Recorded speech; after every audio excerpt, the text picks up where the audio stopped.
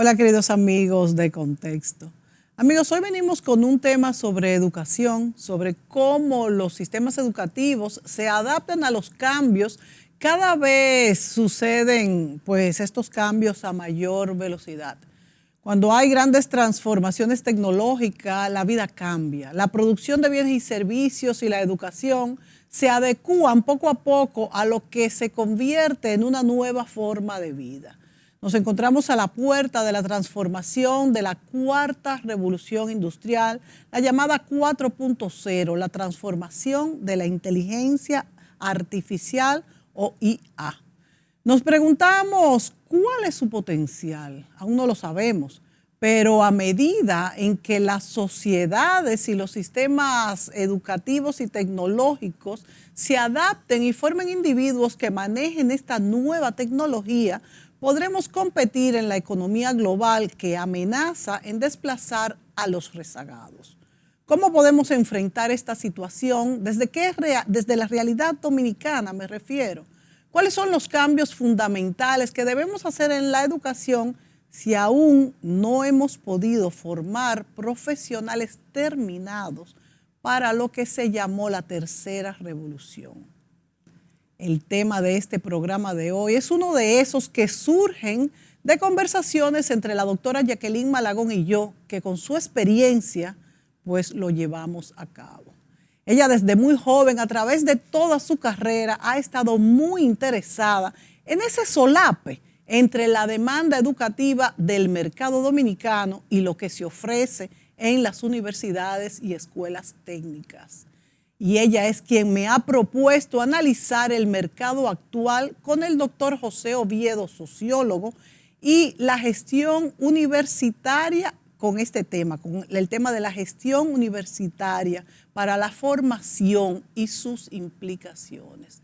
Esto a través de estudios de demandas de los sectores productivos y las ofertas de las instituciones de formación que ha realizado el doctor José Oviedo. Doña Jacqueline, bienvenida a este programa Contexto y le dejo en sus manos la presentación del doctor José Oviedo. Gracias, Mónica. Encantada una vez más de estar en Contexto para, en contexto, analizar y promover los cambios que tienen que introducirse en la organización y dirección y promoción de la educación superior. La gente tiende a hablar como si la educación básica, primaria y secundaria fuera lo único que existiría en ocuparse en la educación. Pero que va, hay que prestarle tanta atención a la educación superior como se le presta a la educación primaria y básica y a la misma formación técnico-profesional. En el caso de la educación superior, estamos hablando, y ya tú lo dijiste, si me preguntaran una sola característica, una sola respuesta que debe dar la educación, que son varias que debe dar, pero la principal para mí es responder a las demandas de los tiempos. Y nadie más autorizado que el doctor José Oviedo, scholar de Fulbright, con su doctorado en sociología de Estados Unidos, con una gran experiencia en universidades y en gestión de políticas públicas, que nos acompaña hoy y que además es mi amigo personal de muchos años. José, ¿qué tú nos puedes decir de qué está pasando o qué debe pasar en la educación superior de hoy? Bueno, hola, Mónica, hola Jacqueline, es un placer conmigo estar con ustedes. Ustedes han contextualizado muy bien con sus preguntas e introducciones. El país presenta una serie de desafíos en cuanto a la formación de los profesionales. El contexto, ya Mónica lo situaba. Hemos pasado muy rápidamente porque la velocidad de cambio tecnológico es increíblemente rápida y se acelera cada década mucho más. Hemos pasado de la tercera revolución industrial, con todo lo que implicó sus procesos de digitalización del mundo, ese mundo electrónico y digital, desde fines del siglo pasado, y hemos entrado en los últimos años a la cuarta revolución industrial, que tiene que ver con inteligencia artificial, con la ampliación de la robótica, con un incremento incluso de la digitalización del mundo, hasta el punto en que ahora hay una tecnología que se llama el Internet de las Cosas, que permite conectar objetos incluso a distancia, que permite, por ejemplo, que un médico opere de un continente a otro a través de un brazo robótico, con conexiones y sensores de Internet. Y hay toda una serie de invenciones, de innovaciones en la tecnología, mayor automatización, mayor generación de datos, ahora lo que se llama, por ejemplo, Big Data, que es los grandes datos. Todo el manejo internacional que se hizo de la pandemia estuvo basado en las posibilidades que da la tecnología para agrupar, analizar datos y tomar decisiones. Pero eso se está usando cada vez más en todo. Por ejemplo, usted busca en Internet algo que a usted le interesa y al otro día empieza a ser bombardeado de cosas parecidas, ¿verdad? Porque ya esa información de lo que usted como usuario, como cliente buscó, ya empieza a generar más informaciones sobre sus gustos y más empresas empiezan a acercársele. Ese es el mundo en el que vivimos, que es un entorno que se llama disruptivo, es decir, que nos coloca patas arriba, tanto a nivel de los procesos productivos como en nuestra vida cotidiana. Y la pregunta que nos tenemos que hacer es, ¿estamos formando a nuestros profesionales para ese nuevo mundo tecnológico que rápidamente se nos viene encima? Esa es una pregunta muy importante porque ya creo que ustedes lo decían. Incluso para la tercera revolución tecnológica y todo el tema de las tecnologías de información y comunicación, teníamos brechas y brechas importantes.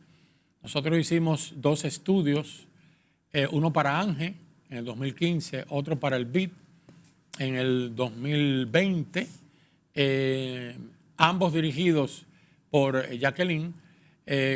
Tuve el honor de participar como investigador en esos estudios y ya los dos eran inquietantes porque ya los dos nos decían de que una de las deficiencias más sentidas por las empresas era precisamente el dominio de las tecnologías de información y comunicación por parte de los egresados de las universidades.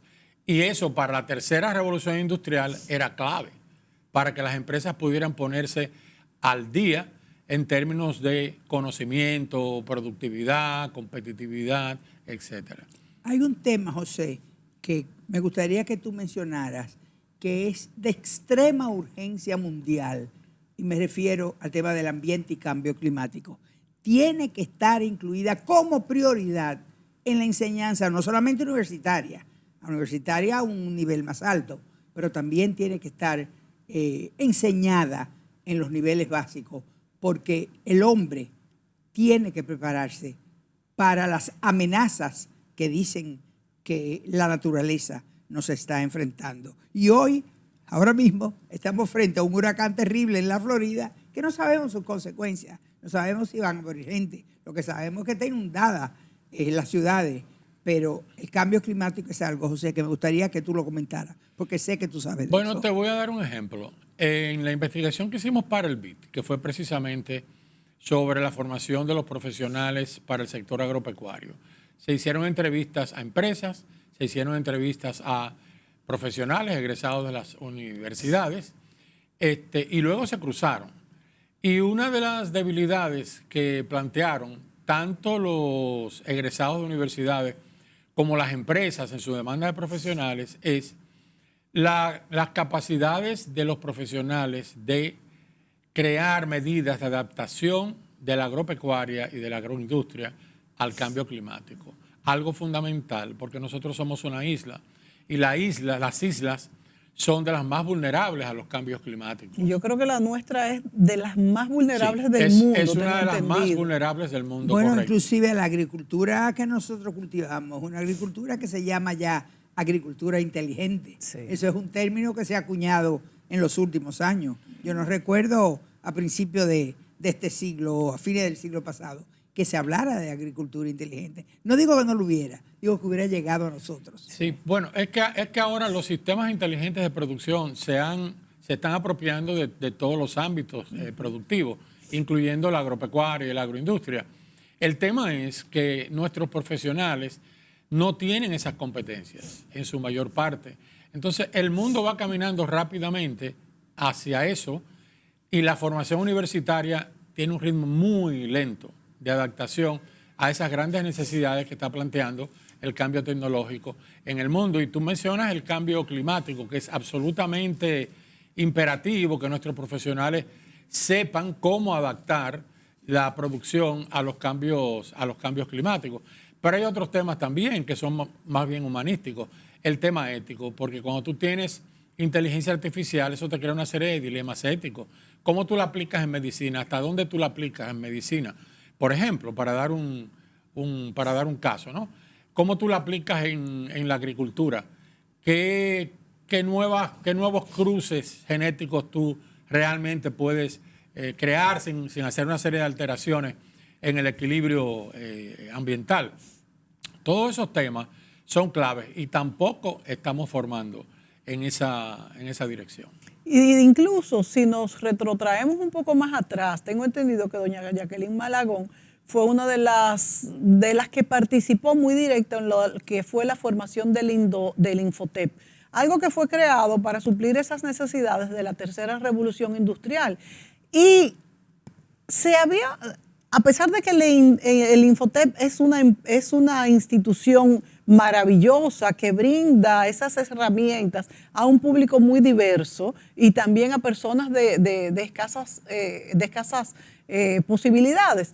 Ahora es que el Infotep ha dado ese salto de abarcar más personas y apenas crea para la tercera, aunque haya querido involucrarse en nuevas carreras y demás, pero es una institución creada para dar respuesta a las necesidades de la tercera revolución industrial y aún no llegamos a los más lejanos, vamos a decir, rincones de nuestro país. O sea que existe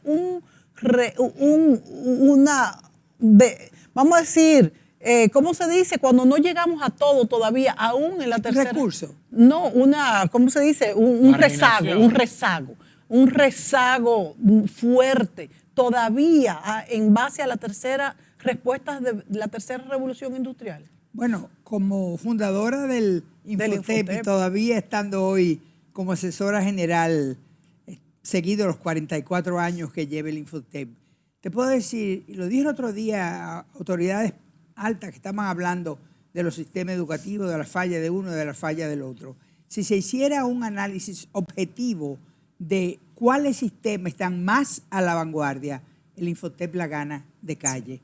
Ya el Infotep está inserto en la oferta de las áreas, de las carreras, de los oficios de la cuarta revolución industrial. A mí me ha tocado hacer una serie de investigaciones que apuntalan esa transformación que está sucediendo en el Infotep. Y hay tres elementos básicos. Uno es el apoyo del gobierno. Este es el gobierno que más ha apoyado al Infotep. Un segundo tema es que el Infotep ha logrado hacerse, como dicen en inglés, nationwide, o sea, a todo el país. Está desplazado a todas las provincias y a todas las comunidades. Todavía ayer en el Senado me decía un senador, es que queremos que llegue a nuestra comunidad. Le dije, senador, está en su comunidad. El Infotep está en todas partes. Pero lo más importante es la misión que responde el Infotep, que es a la creación de empleos. Sí, creación de empleos. directamente. Exacto. Una mano de obra calificada, una mano de obra que se incorpora a la industria, al comercio, al servicio, y que al generar empleo la persona mejora porque tiene un ingreso. Pero si la persona tiene un ingreso, el país me lo tiene, porque los impuestos los pagan los que trabajamos. Entonces, es un círculo virtuoso lo que ocurre alrededor de la educación técnica, que ya la superior, José, está incluida y está siendo atendida en la educación superior, los 2 años de educación técnica. O sea que... Sí, se han creado, esa es una innovación en la educación superior, se están creando lo que se llama el nivel técnico superior, que es un nivel técnico pero a nivel universitario. Y creo que se van a impulsar en los próximos años alianzas entre Infotep y algunas universidades para crear ese puente entre la educación técnica y la técnica superior. Esa es una vía promisoria de crear nuevas capacidades y manejos tecnológicos en la fuerza laboral dominicana. Pero aún con todos los avances en la educación técnica, seguimos teniendo desafíos importantes en la educación superior, que creo que no avanza al mismo ritmo. No se pueden generalizar estas cosas. Hay algunas universidades que tienen, por ejemplo, temas de innovación, pero no es algo que tú veas en la oferta general de nuestras universidades. Y tendríamos que poner mucho más caso a esas ofertas. Por otro lado, no es un tema en el cual quisiera entrar ahora, pero sí quiero llamar la atención. En los próximos 10, 15 años hay carreras que se van a hacer obsoletas. Y nosotros estamos como que, bueno, como que la vida continúa de la misma manera. No, y la vida no va a continuar de la misma manera. O sea, la inteligencia artificial y todas sus secuelas van a desplazar, y tú lo decías, Mónica, van a crear muchos rezagos, incluyendo personas con formación universitaria. ¿En qué momento hacer ese switch? Es muy difícil tener el timing de esas universidades que me imagino que también tienen asesorías, que tienen una preparación y asesoría internacional de universidades que están muy adelante. ¿En qué momento ustedes como educadores especialistas que toda su vida lo han dedicado a esto, en qué momento una universidad dominicana tiene, mi alma mater, la UNFU, tiene que hacer ese switch de esas carreras? Yo no diría que eliminarlas, pero sí modificarlas. Bueno, díganlo ustedes, que son los especialistas. Hay que actualizar algunas carreras y hay que crear nuevas carreras. Es decir, tú no puedes en el mundo del siglo XXI dar medicina como la dabas anteriormente. Tú tienes que incluir nuevos temas de simulación, temas de virtualización, temas de usos de robótica. Si tú necesitas hacer alianzas con universidades internacionales, bueno, pues hazlas. Sí. Pero no podemos crear médicos como si fueran del siglo XX, porque es que estamos ya en unos cambios en el saber y en el hacer que son demasiado acelerados como para hacerlo. Pero luego hay otras ramas, todo lo que implica sistemas productivos inteligentes. Tú no puedes crear personas profesionales que van a ocupar puestos gerenciales en sistemas productivos si no están formados en la gerencia de esos sistemas productivos inteligentes. Es decir, todo esto está cambiando y todavía nos parece como que eso está muy lejos, como que el futuro está muy lejos, ¿no? Pero no estamos a 50 años de eso. Estamos ya en ese contexto. Y en 10 años veremos cómo se nos viene encima, así como se nos vinieron encima las computadoras y los teléfonos inteligentes. Que se nos vinieron encima. Se nos vinieron encima, es decir, de un año a otro año, de un año a 3 años, ¡pup! Sí. De pronto, los teléfonos inteligentes. Sí, señor. De pronto, si tú no tienes y manejas la computadora, tienes un tipo de analfabetismo funcional. Entonces, todo eso se nos va a crear con esta cuarta revolución industrial. Y tenemos que rápidamente evolucionar en términos de la oferta formativa de nuestras universidades para que nuestros profesionales del próximo futuro puedan hacer frente a esa cuarta revolución industrial. No, doña Jackie, y es una pregunta para usted. Yo no veo que en los currículos universitarios ya está incluida esa materia transversal a la que José se refiere, de gerencia productiva inteligente. Y ya no está esa y no están otras, porque una que no está es la de cambio climático, que insisto en ello, no por el hecho de yo haber trabajado la ley en el Congreso, sino porque es que el mundo está amenazado. Todos estamos amenazados, nuestra isla, en nuestra región, en nuestro continente, todo el mundo está amenazado y debemos saber para crear una resiliencia ante los hechos que la naturaleza nos presenta. Pero en el caso de los estudios universitarios, es muy oportuno pensar en el Foro Económico Mundial, que José y yo lo hemos hablado en varias ocasiones, que el Foro Económico Mundial dice que van a desaparecer 1.400 oficios o carreras. Y es verdad que van a desaparecer. Ya yo no voy a necesitar ir a donde un abogado para hacer una consulta legal, porque la app que tengo en el teléfono me da la consulta legal, que quizá pagué por ella por un año adelantado, pero nunca será lo que me costó si voy de un abogado a otro. Pero, ¿qué pasa con esa variedad de lo que va a pasar con los oficios que desaparecen y se van a crear 1.900 según el Foro Económico Mundial? Y para mí el Foro Económico Mundial es la autoridad en materia de política económica y la formación que la política económica requiere.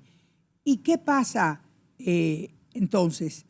Que la universidad tiene que, no sé si usar la palabra controlarse, José, el papel del MESID con respecto a la universidad. Las evaluaciones quinquenales debían hacerse con más frecuencia, debían hacerse más profundas, debían hacerse con más cuidado en las llamadas empresas universitarias que son negocios. Eso a mí me preocupa. Yo lo que creo que debe haber una alianza sólida entre empresas y universidades y gobierno, como existe en todos los países desarrollados y en todos los países que han asumido los desafíos de este siglo. Esa es una alianza fundamental, porque es que estamos caminando de manera bastante separada.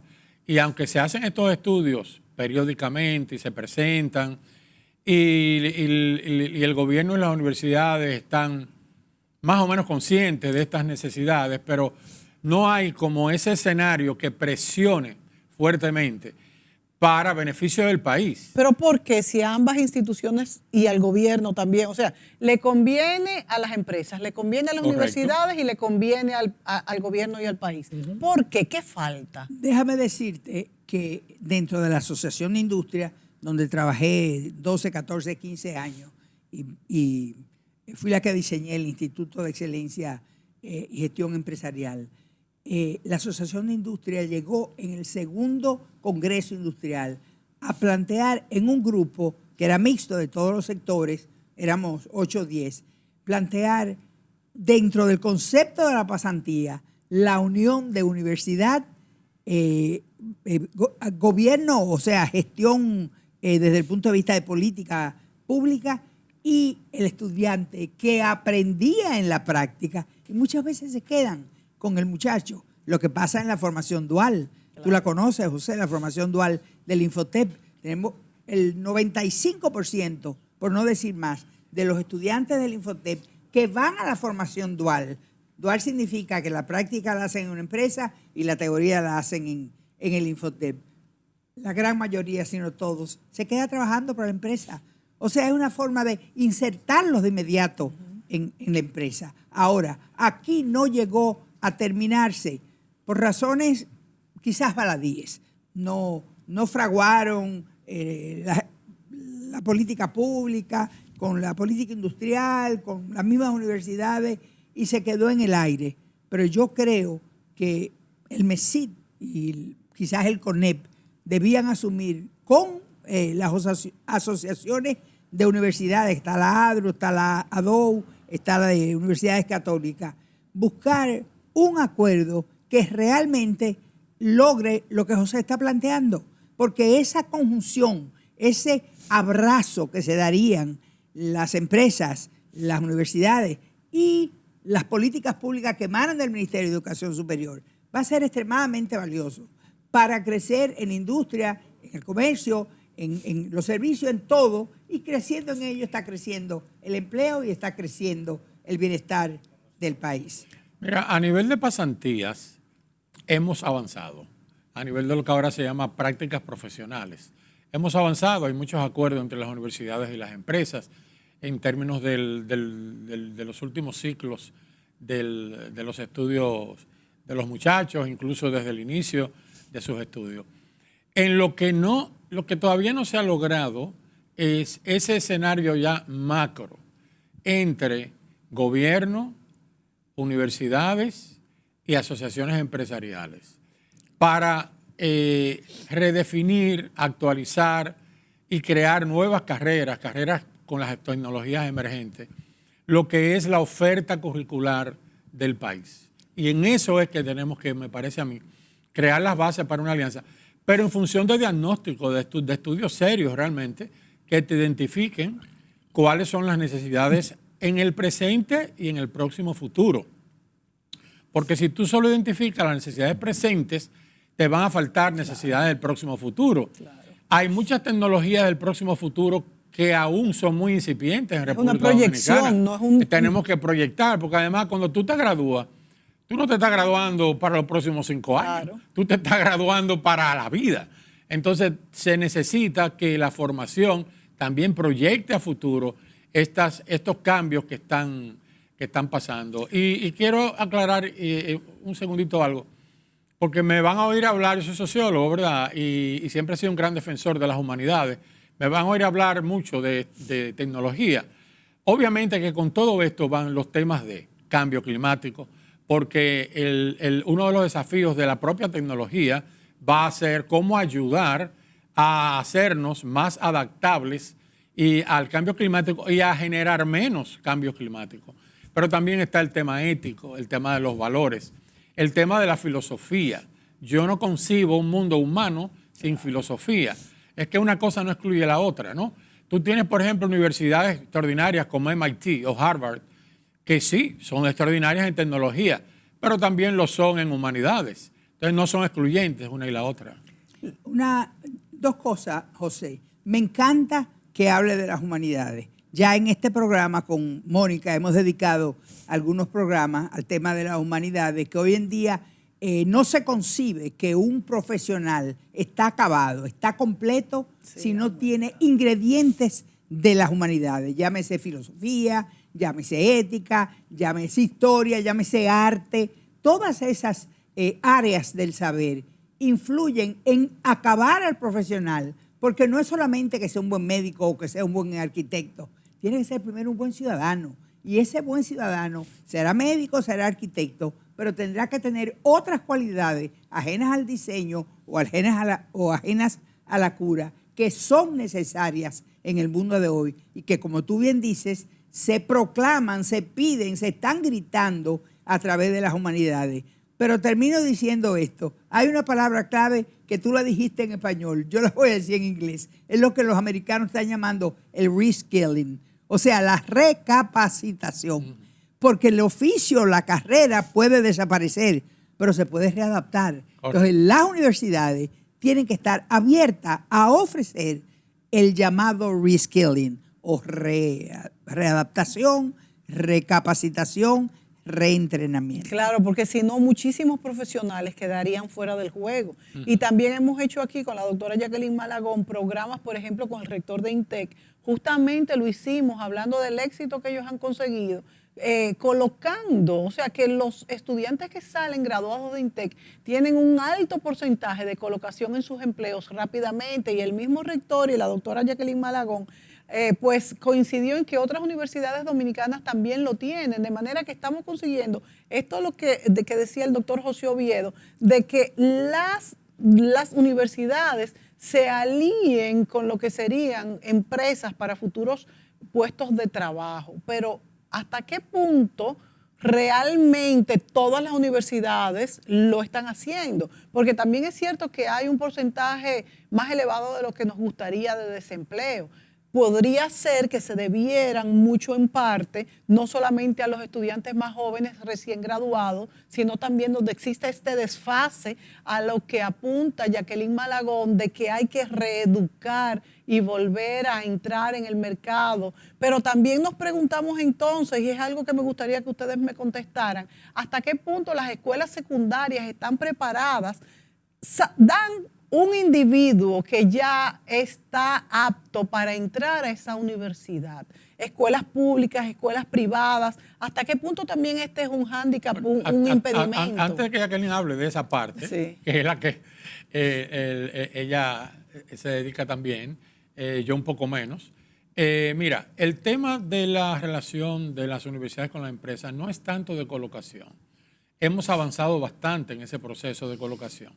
El tema es que las empresas se quejan, en todos los diagnósticos que hemos hecho, se quejan de que sí, se colocan, pero luego la empresa tiene que hacer una gran inversión en ese reskilling que está diciendo, esa recapacitación. Tienen que gastarse un montón de dinero contratando empresas que recapaciten a los egresados porque no están llegando con las competencias en ese momento de la tercera revolución industrial. Entiéndase, por ejemplo, un dominio cabal de las tecnologías de información y comunicación. Pero ahora estamos frente a esas nuevas competencias que pide la cuarta revolución industrial y esa la estamos trabajando menos. Entonces, el tema no es tanto de colocación. Sí, claro, se están colocando en las empresas. El tema es que las empresas nos están diciendo no estamos formando de manera suficiente a egresados con todas las competencias que el mundo de hoy está exigiendo a las empresas.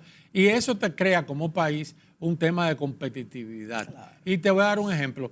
El FMI, hace muy poco, publicó un estudio donde planteaba a la República Dominicana como la economía más dinámica de la región. Qué bueno.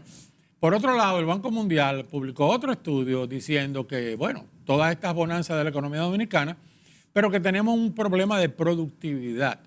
Y el tema es que la productividad en el siglo XXI se crea o se potencia con conocimiento y tecnología. Si tú no te actualizas como país en tu creación de conocimiento y en tu avance tecnológico y en la formación para esos avances, llega un momento en que tú puedes ser hoy en día la economía más dinámica, pero eso te va a limitar muchísimo en un momento determinado. Nos vamos a ir a la pausa, pero quisiera antes decir que hay un ingrediente que de hecho el presidente de la República lo ha puesto sobre la mesa y es nuestra ubicación geográfica. Desde el descubrimiento de América, la ubicación geográfica ha sido definitiva en lo que hemos sido y en lo que ha pasado en nuestra isla. La geografía siempre define muchas cosas. Si nosotros queremos, como ha dicho el presidente de la República, ser un hub gerencial, o sea, un hub del Caribe, un sitio donde se entren y salgan cosas como en realidad lo hemos sido, pero ahora, pues, en ese marco de una cuarta revolución industrial, tiene que pasar esto que dice José Oviedo. Entonces, si no nos adecuamos, no podremos alcanzar este lugar. ¿Qué nos falta y qué le falta a las universidades y cuáles son esos escollos? Nos vamos a la pausa y volvemos con el próximo segmento.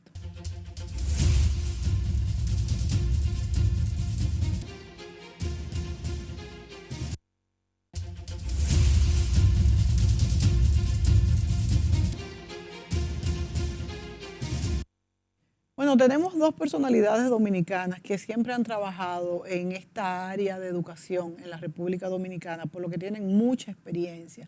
No solamente haciendo investigaciones, como lo han hecho juntos, separados y con distintas instituciones, sino también en la acción de la educación. Por eso estas opiniones son interesantes y debemos escucharlas. José Oviedo hablaba en el segmento anterior de cómo nos falta esa adecuación a la cuarta revolución industrial. Yo agrego, yo creo que le faltan a todos los países del mundo, porque como hemos dicho, esto ha sucedido muy rápido. Lo que nos preocupa en el caso nuestro es que todavía nos faltan elementos para aprender de la tercera revolución industrial. Entonces, o estar consciente de ello. Exactamente. Entonces decimos, ¿cómo vamos a manejar este asunto? Mira, estamos en una transición a nivel mundo, ¿no? A nivel global, entre la tercera y la cuarta revolución industrial. No es que ya hayamos dejado atrás la tercera, porque todo el tema de transformación digital viene desde la tercera revolución industrial y en la cuarta lo que se está haciendo es que se está ampliando de una manera increíble. No, y la inteligencia artificial ha impactado muchísimo. Impacta en la cuarta todo el tema de inteligencia artificial. Pero sin toda esa revolución de la tercera revolución industrial, la cuarta no se hubiera creado. Es decir, hay una continuidad también y al mismo tiempo que hay una disrupción o un salto.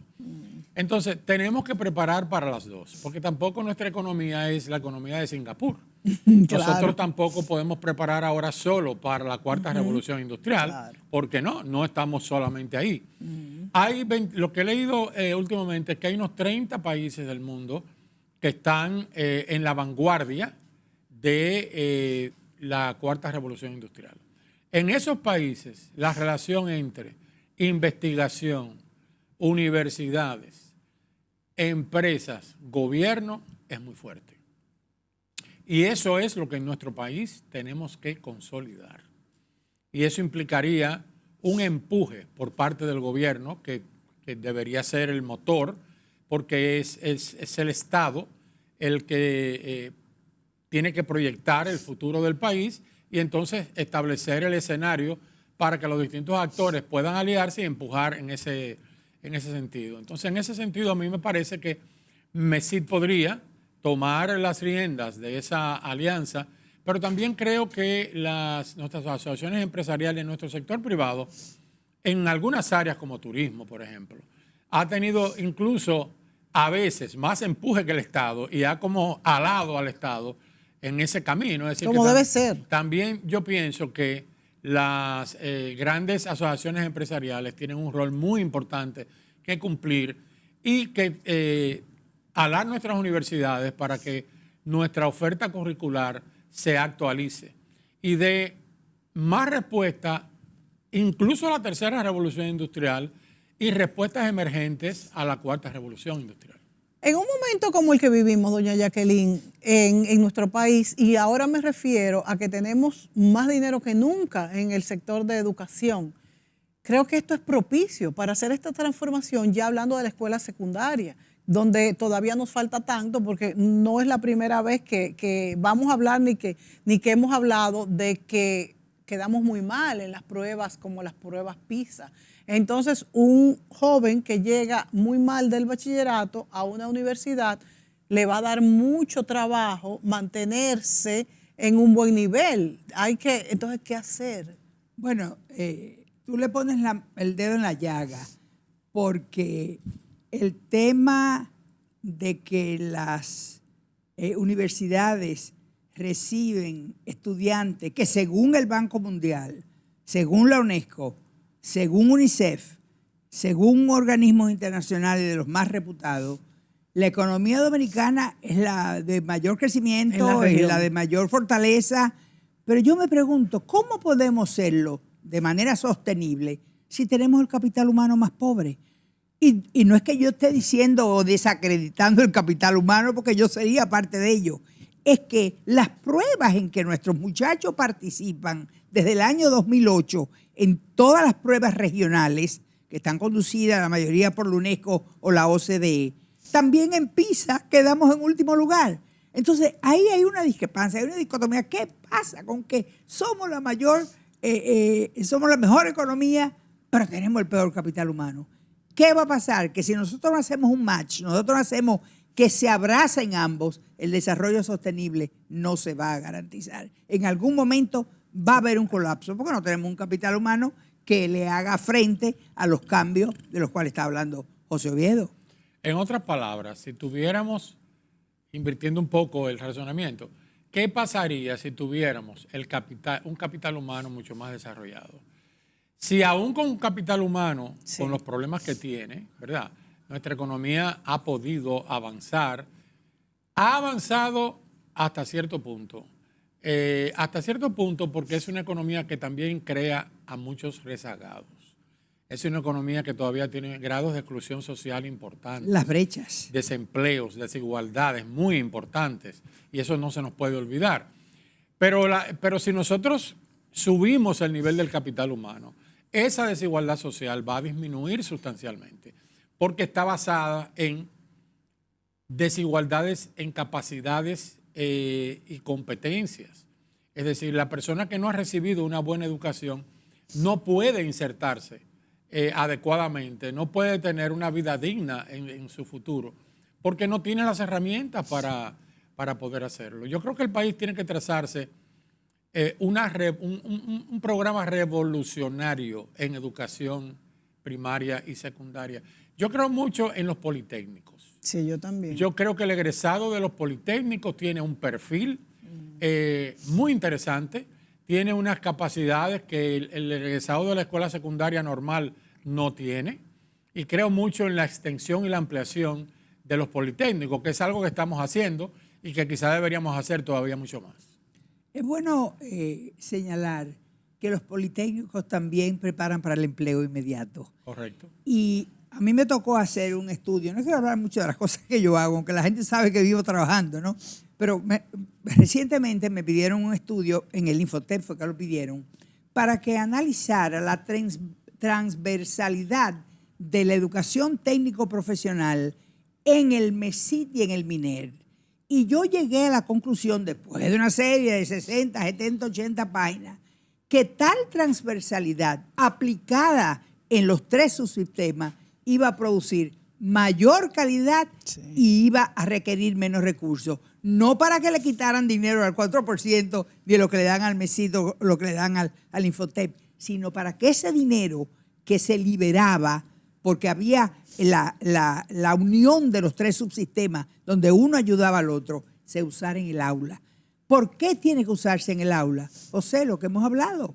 El aula es donde menos recursos hay. Pero ¿dónde ocurre el aprendizaje? En el aula. ¿Dónde ocurre la enseñanza? Y no hay ni... tenemos el dinero. O sea que es el momento adecuado para hacerlo. Sí, yo me siento privilegiada de que asistí hace unas noches a la conferencia de la señora vicepresidente, donde exaltó el valor, la intimidad que nace, el amor que se crea, la relación afectiva entre el libro y la persona que lo lee. Me pareció maravilloso como ella lo dijo, pero de inmediato pensé, cuando vea a Díaz Raquel tengo que decirle que no hay bibliotecas de aulas. Entonces, si los niños aprenden a leer bien, que falta por aprender, pero vamos a suponer que ahora se aprenda bien, ¿qué van a leer? Porque para leer bien tienen que leer algo. Y si le enseñan a de mame mi momu, mi mamá me ama o no yo entendí que no hay bibliotecas de aula. No hay bibliotecas de aula. O sea, las aulas no tienen un número de 20, 30, 40 libros escritos para el nivel de edad. Para primaria no tenemos los suficientes libros. No. Estoy hablando de bibliotecas de aula, que son las bibliotecas que existen en muchísimos países. Sí. El niño aprende a leer, pero tiene que leer un libro por semana. Ese libro, ¿cuál es? Ese libro puede ser el cuento de que había un río muy largo. Sí. Pero ese río muy largo va a ser el de Egipto, el Nilo. Sí. Entonces, o sea, el niño va a aprender de Egipto en una transversalidad leyendo. Exactamente. Y el que aprende a leer, que en nuestro sistema educativo no está establecido este sistema del libro, de leer un libro, qué sé yo, mensual con una frecuencia suficiente. No, porque no tenemos los libros en las aulas. Sí. Entonces, ahora mismo, en estos días, yo estoy invitando a la Universidad Iberoamericana para un programa especial que le llamaron Leer, que está financiado por la USAID. Y ese programa, con 350 escuelas, fue una investigación de qué había que hacer para que los niños aprendieran a leer. Y lo lograron. Eso me gusta mucho. Lo lograron. Sea, aprender leyendo. Si es, por ejemplo, usted ha puesto un río muy largo, el Nilo, una civilización muy antigua, qué sé yo, Marco Polo, hablar de Marco Polo, ese tipo de cosas. Del Quijote. Pero también podría ser virtual. Ahora todo esto es parte de cómo los niños ya, no es como cuando nosotros estudiábamos, ahora los niños leen en la tableta. A mí me dijo la rectora de UNIBE, me lo confirmaron en el Ministerio de Educación, donde yo trabajo, que UNIBE había depositado como producto de los 8 años del estudio del programa Leer, había cerca de 1 millón de libros digitales, libros escritos para las edades. Pero ahora necesitamos que las tabletas tengan y las laptops tengan internet, porque si no tienen internet no pueden leer esos libros. Claro. O sea que no sé cómo lo va a resolver el ministerio. Y aunque yo no soy experto en eso, pero debo decir que no es lo mismo.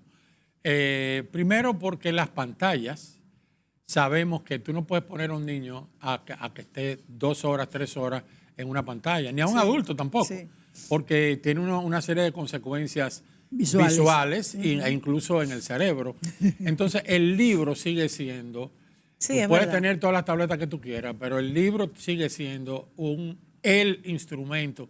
En Suecia, ahora mismo han tomado una serie de medidas porque se habían volcado sobre el uso de las tabletas y han dicho, espérate. Vamos para los libros, nos vamos a dejar la tableta, pero vamos a reinsertar el libro. Ahora, José, tú sabes una cosa, que yo soy un amante del libro y yo pensé que nunca iba a decir lo que voy a decir, porque es que a mí me gusta la página, me gusta subrayar, yo creo que es insustituible. Y ya yo no leo nada físico, porque es que el tiempo no me alcanza.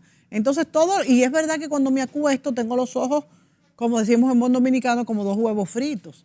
Pero es que ya el tiempo es tan rápido todo, que ya todo uno lo hace en la computadora. Pero eso es una adulta. Pero Sí, claro. el Eso niño, es verdad. tú tienes porque el libro tiene también una parte sensorial. Sí, no, definitivamente. Hay una magia en el libro, ¿no? Hay una magia. Era lo que doña Raquel decía, la intimidad que tú creas con el correcto. libro. Es verdad. Cómo te apoderas de lo que el libro te dice. Documental, novela. No, vives muchas vidas. Lo que sea.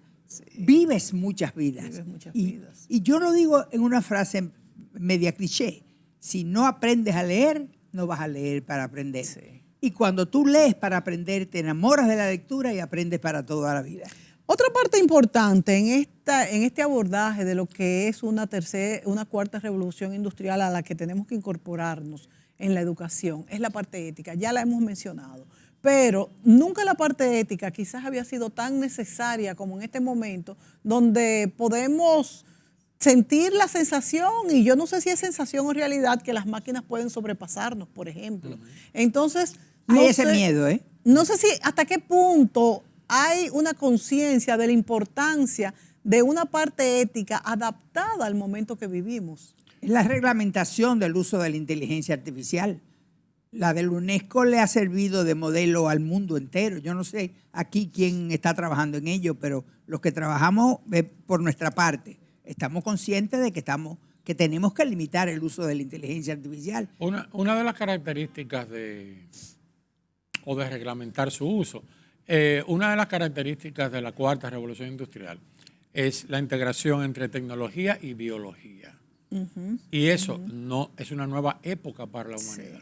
Sí. Y así como tiene muchas promesas, ¿verdad?, de que te van a introducir una partícula microscópica en tu cuerpo y te va a poder diagnosticar todo, muchas maravillas realmente, pero también tiene muchos peligros. Está el peligro, por ejemplo, de hasta dónde tú puedes llegar con la ingeniería genética.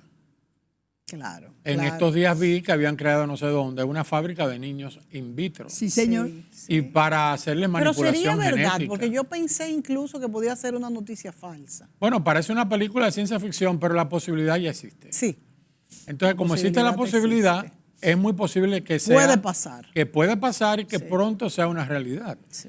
Entonces, eso te va a plantear toda una serie de dilemas y de necesidades jurídicas de tu reglamentar hasta dónde se puede llegar, bajo cuáles condiciones, etcétera, etcétera, etcétera. Yo quisiera agregar un elemento esperanzador. Yo siempre veo la botella media llena y no media vacía. Soy optimista por naturaleza. El decreto que acaba de emitir el presidente de la República sobre la reforma y modernización del sistema educativo preuniversitario, en estos días, en la Asamblea del Pacto Educativo, tratamos ese tema con profundidad.